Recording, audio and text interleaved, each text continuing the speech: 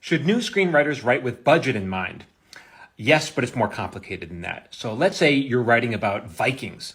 So that project is going to cost a lot of money, almost no matter what, because we have locations, you have special, it's a period piece, so you need special wardrobe, you got to build boats, you have to build a castle, there's battle scenes, that costs a lot of money. So it's going to be a fairly high budget project. So when people like me read a script like that, we're really not looking at the budget so much as we're looking for waste. Does the writer write efficiently, or is there a lot of waste involved? Because that's like a no-no. So there's certain red flags you might look for.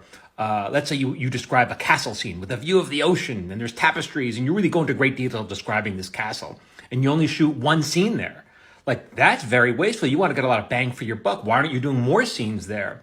And so even if you're doing a small, low-budget character piece, and you have lines for waitress number 4, like, really? We got to hire 4 waitresses? Can't we give some of the lines to waitress number 1 and cut waitress number 4?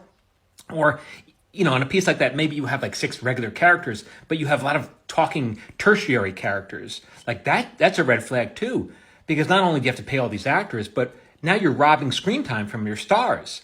And people want to see the stories from the stars. They don't really care about the tertiary characters. So all those things are little red flags. And why do young writers or new writers do that?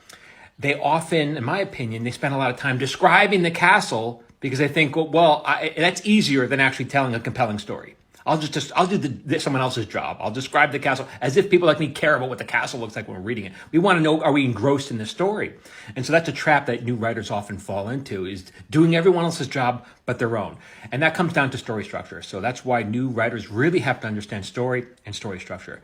For more tips on writing, keep following me here at Michael Jamin Writer.